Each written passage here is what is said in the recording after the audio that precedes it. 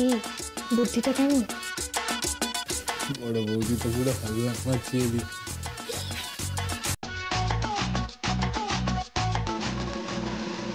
অষ্টমী, তুমি কি মাধবীকে আমাদের দল থেকে বাদ দেবে বলেই ওকে এই দায়িত্বটা দিলে? ছি ছি দিদি, যে আমাকে খবরটা এনে দিল তাকে আমি কখনো বাদ দিতে পারি? না না, কিন্তু অষ্টমী তুমি আমাকে একটা কথা বলো, তুমি এই দায়িত্বটা দিলে কেন তাহলে? মানে কি দায়িত্বটা দেবে? ওরে, ওরা বড়নাথ বৌমাকে এখন চিনতে পারিসনি। অষ্টমী চিনেছে। ও হচ্ছে সুপ্ত আগ্নেয়গিরি, মানব বোমা। কি দিদি ভাই, ঠিক বলিনি?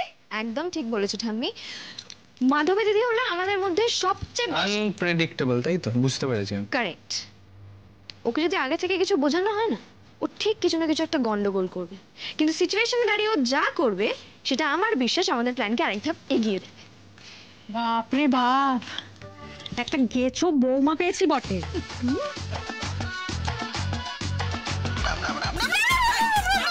কি হচ্ছে নাকি? হ্যাঁ, কি হচ্ছে? এত রাতে এত হই হল্লা করছো কেন তোমরা?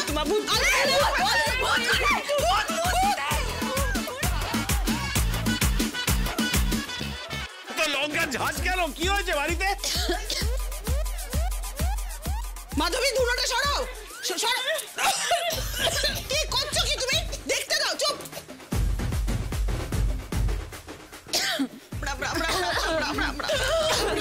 ভূত, এই ভূত না, ঝাঁটা মেরে তাড়াতে হবে। বলরাম, ঝাঁটাটা নিয়ে এসো তো। ঝাঁটা আন বলরাম। আরে চোরও তো হতে পারে। সিকিউরিটি রাখো, সিকিউরিটি। আমার মনে হয় ডাকাত তোর সাঙ্গপাঙ্গরা লুকিয়ে আছে, বাড়ির ভিতরে লুকিয়ে থাকতে পারে। চুপ করো, কি হচ্ছে নাকি? চুপ করো সবাই।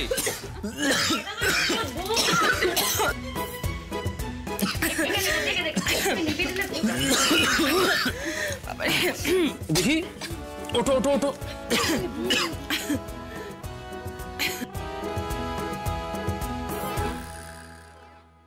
এ কি উজ্জয়িনী?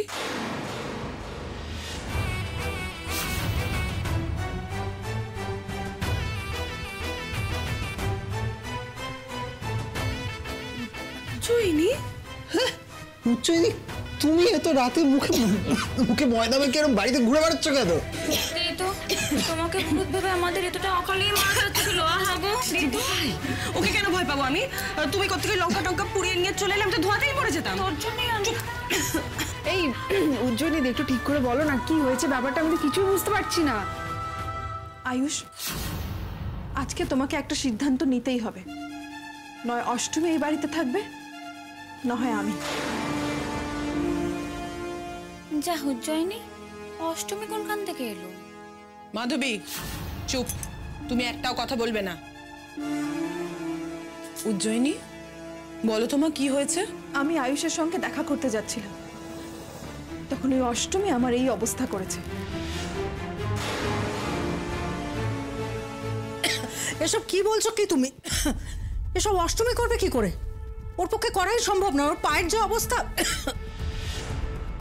ওই বাইরের মেয়েটা খুব বাড়াবাড়ি করছে। ওর এত সাহস হয় কি করে? আয়ুষ্মান, তোকে কিন্তু এর একটা বিচার করতেই হবে। কি সব শুরু করেছেন অষ্টমী? পায়ের এই অবস্থা নিয়ে সব বুদ্ধি আপনার মাথায় আসে কোথা থেকে? এবারে যদি আপনি বৌরানীর নাম... কি বর্দা, এখন এখানে চুপচাপ দাঁড়িয়ে থাকবে? অষ্টমীকে কিছু বলবে না? অষ্টমীকে যা বলার আমি ঠিকই বলবো। আজ এর একটা বিহিত করতে হবে। সবাই এসো অষ্টমীর ঘরে।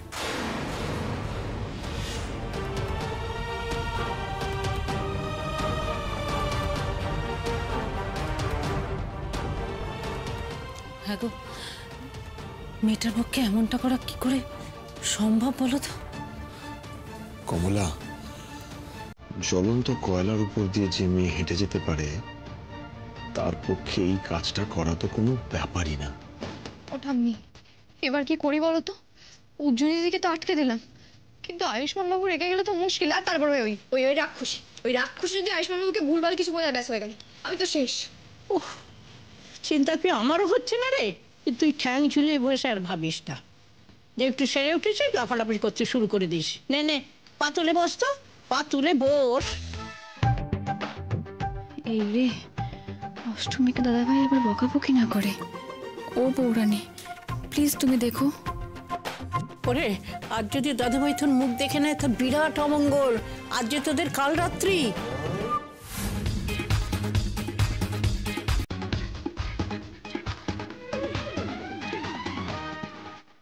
আজ মনে হচ্ছে একটা ঝড় উঠবে। আর দাদা যেভাবে যাচ্ছে দুজনের তো মুখ দেখা হয়ে যাবে। হে বাবা, এ তো ঘোর অমঙ্গল।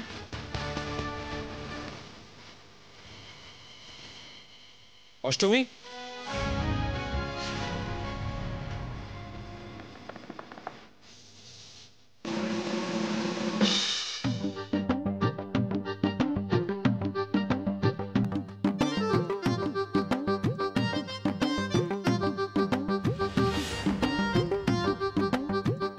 এসব কি হচ্ছে অষ্টমী? আপনি উজ্জয়িনীর এই অবস্থা কেন করেছেন? আমি আবার কি করলাম? আমি তো সকাল থেকে উঠতেই পারছি না, মাটিতে পাই ফেলতে পারছি না। তাহলে উজ্জয়িনীর এরকম অবস্থা হলো কি করে?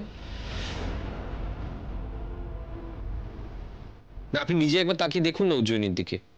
আর আপনি ঘুমটা দিয়ে আছেন কেন বলুন তো? সরান ঘুমটাটা। আয়ুষ্মান বাবু, আজ যে আমাদের কাল রাত্রি, আজ রাতে তো আমরা দুজন দুজনের মুখ দেখতে পারবো না। একদম নাটক করবে না অষ্টমী। তুমি কি ভেবেছিলে তুমি পার পেয়ে যাবে?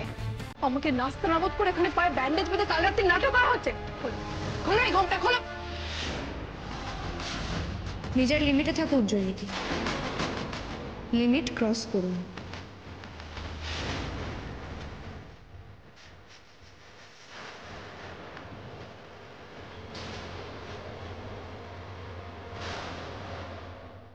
সাব্বাস, ঠিক দিয়েছে একেবারে। এই, তুমি একটা বাইরের মেয়ে হয়ে এত বড় বড় কথা বলো কি করে? উজ্জয়িনীর এই অবস্থা কেন করলে তুমি? তখন থেকে আপনারা আমাকে এভাবে কেন চার্জ করছেন বলুন তো? এই যে আপনি তো এখানেই দাঁড়িয়ে আছেন, দেখুন না আমার পাটা কিভাবে পুড়ে গেছে। এই শোনো, এইসব নাটক না তুমি অন্যদের দেখাও, আমাকে দেখাতে এসো না। এই বাড়ির কয়েকজনের আশকারায় না তুমি খুব বেড়েছো।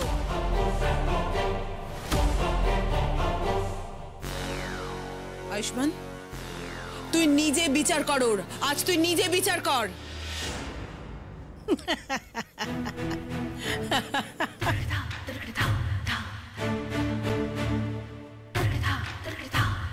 কি আশ্চর্য, তুমি হঠাৎ হাসছো কেন ঠাম্মি? যে মেয়ের বিচার স্বয়ং বৌরানী করেন, আর তার বিচার তুমি দাদুভাইকে করতে বলছো? হ্যাঁ মা, বলছি কারণ এইসব আপনাদের মন গড়া গল্প। এই মেয়ে যবে থেকে এসেছে উজ্জয়িনীকে এক ফোঁটা শান্তি দেয়নি। ওর বিয়েটা পর্যন্ত ভেঙে দিয়েছে, ওকে তিষ্ঠতে দিচ্ছে না। দেখুন না, আপনি দেখুন কি অবস্থা করেছে। গায়ে ময়দা ফেলে ইঁদুরের ম্যাট আটকে যা তা অবস্থা করেছে এই মেয়ে। আর এই সমস্ত কাণ্ডর জন্য আমার হার্ট অ্যাটাক হয়ে যাচ্ছে। যাই বল ঋতু, তোর তো কিছু হয়নি বল। অষ্টমী, আপনাকে রিকোয়েস্ট করছি, দয়া করে ঘোমটাটা খুলুন।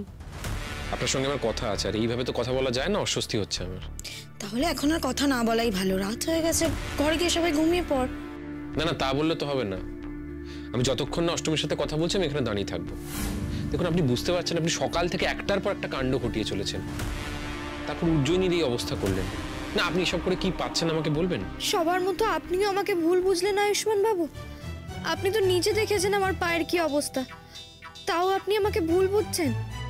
আচ্ছা, আপনি নিজেই ভেবে দেখুন না, আমি এসব করব কি করে? আপনি তো অন্তত জানেন যে আমার পায়ের কি অবস্থা। আপনি তো নিজেই আমার পায়ে ব্যান্ডেজ করে দিয়েছেন। আপনি এবার বলুন, এই পা নিয়ে আমি কখনো বাইরে যেতে পারি?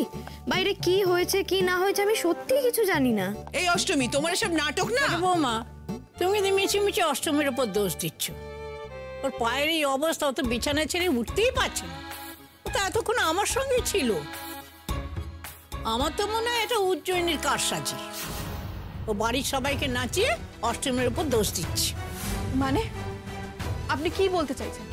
আমি নিজেই নিজের গায়ে? হ্যাঁ, তুমি নিজেই নিজের গায়ে ময়দা ঢেলেছো আর এখানে এসে নাটক করছো, যাতে আয়ুষ্মান আর অষ্টমীর কাল রাত্রিটা ভেঙে যায়। আর তার ফল ভোগ করবে তো আমার এই দাদু ভাই। এতে তো অমঙ্গল ওরই হবে, তাই না?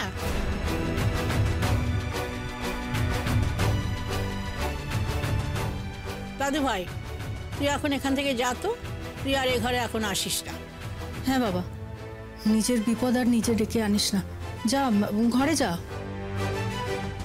তোমাদের সবার নাটক দেখা শেষ হয়েছে, এবার যে যার কাজে যাও, যাও।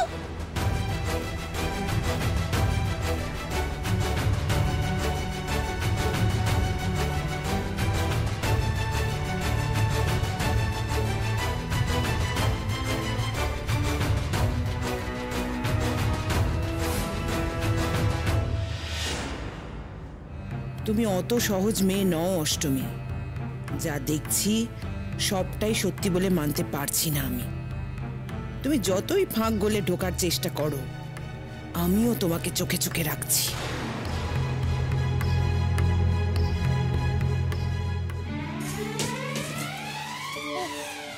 ও দিদি ভাই, তুই যা খেল দেখালি না, 100 উজ্জয়িনী আজকে উচিত শিক্ষা হয়েছে। দাঁড়াও না ঠাম্মা, এটা সবে শুরু। ওর খুব শখ না আমার স্বামীর হাতে সিঁদুর পরবে, ওই শখ আমি ঘুচিয়ে দেব। আর একবার এরকম করুক, একবারে কালিতে চুবিয়ে দেবো, দেখো। বাবা, অষ্টমী দেখছি খুব পসেসিভ। ভাগ্যিস আমার দাদার কোনো মেয়ে বন্ধু নেই।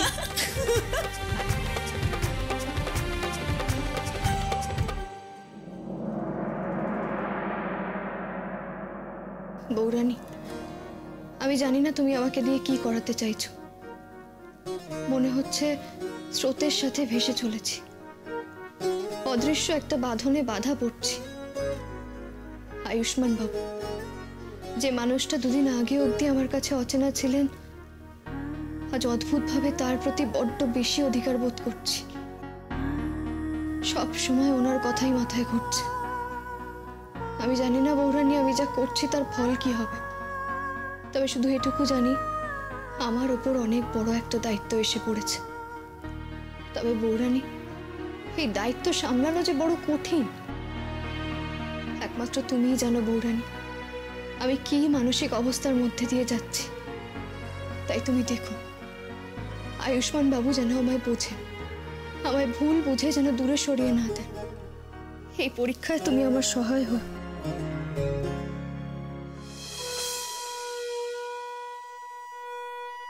কিরে দাদা, তুই এখানে? এখানে মানে সকালবেলা কোথায় যাবো আমি? আরে ঠাম্মা তোকে ডাকছে তো অনেকক্ষণ ধরে, তুই যাসনি? ঠাম্মা ডাকছে? কোথায় ডাকছে ঠাম্মা? ঠাকুর দালানে তোকে অনেকক্ষণ ধরে ডাকছে, অপেক্ষা করছে, তুই যা। ওই ঠাম্মা তো কিছু বললো না। অবশ্য ঠাম্মার সাথে সকালবেলা দেখাও হয়নি। ঠিক আছে, আমি দেখছি, দাঁড়া কি বলছি শুনে আসছি।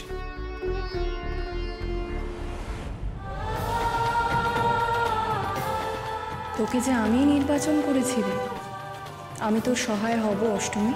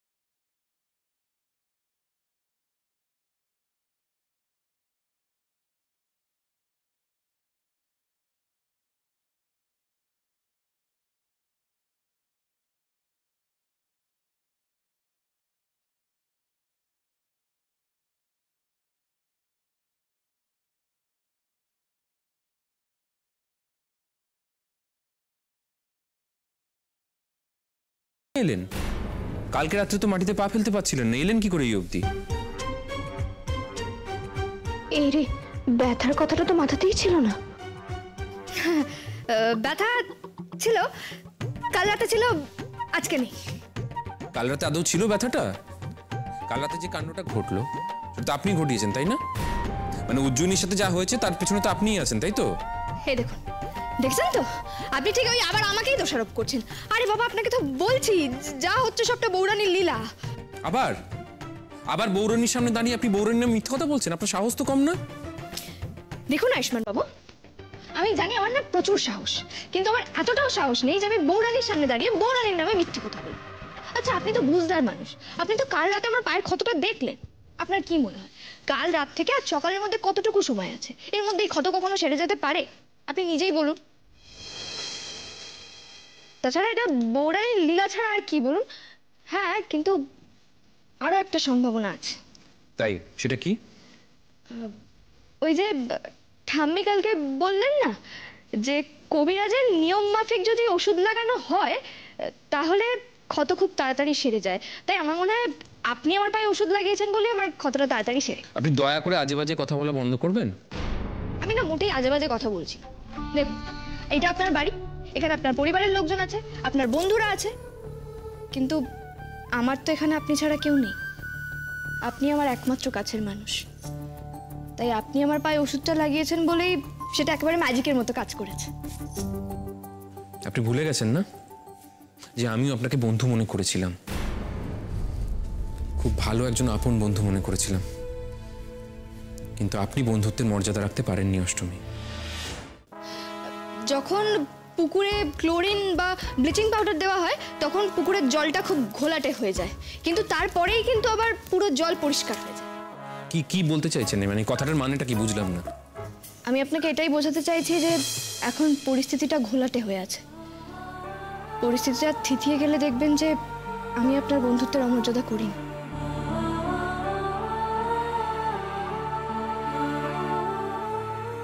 পারবো না আপনার সাথে কথায় আমি। যাই হোক, ঠাম্মা কোথায় বলুন? ঠাম্মির সাথে কথা ছিল আমার। জানেন কোথায়? আমি এখানে থাকলে তবে তো আমায় দেখবি দাদু ভাই। এখানে থাকলে মানে? আরে আমি তো এখানে ছিলামই না, আমি আমার নিজের ঘরে ছিলাম। আর তুই তোর নতুন বউকে দেখার অজুহাত বানালি এই বুড়িকে। ঠাম্মি কি উল্টোপাল্টা কথা বলছো? আমি তো অন্য কাজে যাচ্ছিলাম। ইরা আমাকে বললো যে তুমি আমার সাথে দেখা করতে চেয়েছো।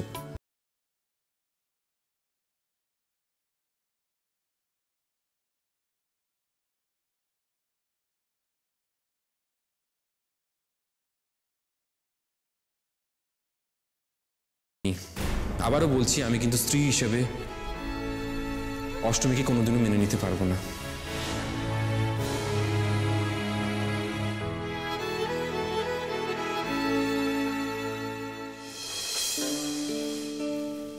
কিরে দিদি ভাই, এই কদিনই তো দেখছি আমার দাদু ভাইকে চোখে হারাচ্ছিস। ধুর ঠাম্মি, তুমি যে কি বলো না। টাকা টাকা আমার দিকে।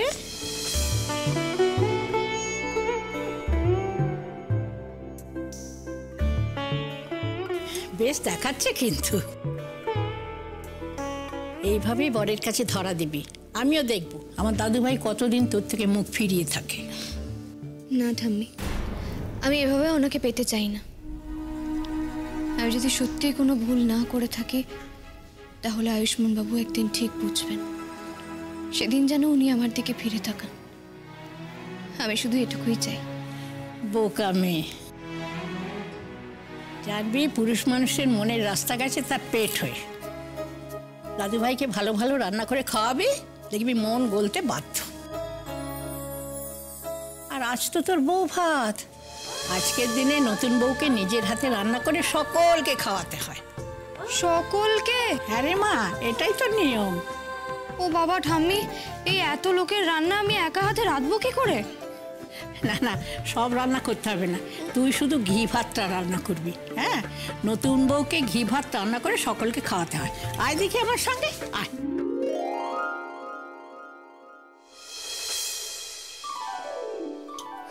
বলরাম, বড় কড়াটা মেজে রেখেছিস তো বাবা? অষ্টমী আজ প্রথমবার এবারে বউ হিসেবে এই রান্নাঘরে পা দেবে, ওকে তো সবটা গুছিয়ে দিতে হবে নাকি? কোনো অসুবিধা নেই বড়মা, আমি সব ঠিক করে রেখেছি। আচ্ছা আচ্ছা, শোন, আর একটা কথা, বাইরে না অনেকগুলো বাসন পড়ে আছে, একটু চটপট মেজে নিয়ে বাবা। আচ্ছা আচ্ছা। আয় আয় দিদি ভাই আয়। দাঁড়াও।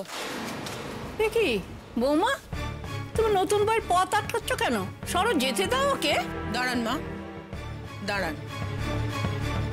এত তাড়াহুড়ো করে কি হবে বলুন তো?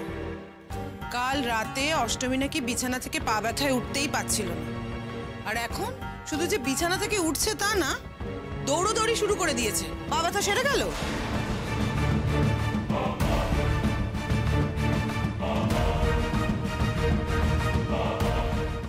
আচ্ছা বৌমা, তোমরা কি শুধু খারাপ কাজে আনন্দ পাও? ভালো কাজে তোমাদের আনন্দ হয় না, তাই না? অষ্টমীর পায়ের ব্যথা সেরে গেছে দেখে ভালো লাগলো না, উল্টে রাগ দেখিয়ে বলছো কিভাবে সারলো। সত্যি তোমাদের দেখি আর অবাক হই। দেখে শোনো, কবিরাজ এসেছিলেন, একদম অভ্যর্থ ওষুধ দিয়ে গেছেন। কাল সারা রাত অষ্টমীকে মালিশ করে করে ওর পায়ের ক্ষত সারিয়েছি। সরো সরো এখান থেকে। না মা, বললাম না এখন ভেতরে যাওয়া যাবে না। কেন এরকম করছো গায়ত্রী? অষ্টমী এখানে এখন ঠাকুরের রান্না হবে, তাই আমি বাইরের কাউকে এখানে থাকতে দেব না। বৌমা ভুলে যেও না, অষ্টমী এ বাড়ির বড় বউ, আর আজ ওর বউ ভাত। আজকের দিনে এই বাড়ির হেসেলে ঢোকা অষ্টমীর অধিকার। অষ্টমীকে আটকেও না গায়ত্রী।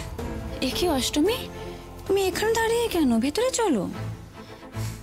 দিদি ভাই, এখানে মা আছেন তো, মা ডিসাইড করুক অষ্টমী ভিতরে যাবে নাকি বাইরে থাকবে। ছোট মা, তুমি ওকে ভেতরে যাওয়া থেকে আটকাচ্ছ কোন অধিকারে? অধিকার? আমারও তো সেটাই প্রশ্ন, এই মেয়েটা কোন অধিকারে ভেতরে ঢুকবে? এই বাড়ির বড় ছেলে আয়ুষ্মান বাবু স্ত্রীর অধিকার।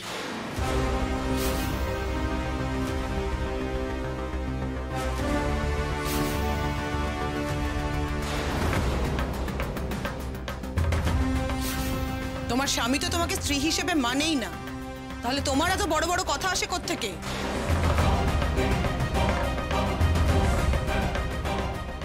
শোনো অষ্টমী, যার স্বামী তাকে স্ত্রী হিসেবে মানে না, সে বড় জোর দয়া ভিক্ষে করতে পারে, অধিকারের কথা বলতে পারে না, বুঝেছো?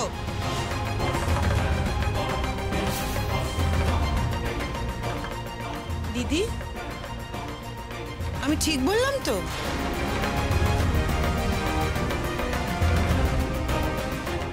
ছোট মা ইচ্ছে করে বড় মাকে কষ্ট দেবে বলে এই কথাটা বলল। তুমি চুপ করে থাকলেও আমি কিন্তু এর জবাব দেবই বড় মা। আপনি জানেন কিনা জানি না, বিয়ের অধিকার কিন্তু একা স্বামী দেন না, বিয়ের সাথে সাথে সিঁথির সিঁদুর, শাখা পলা, এগুলো যে অধিকারের জায়গা তৈরি করে দেয় ছোট মা। আর এই সিঁদুরের জোরে মেয়েরা দুনিয়া বদলে দিতে পারে, তার জন্য কোনো দয়া ভিক্ষের দরকার পড়ে না।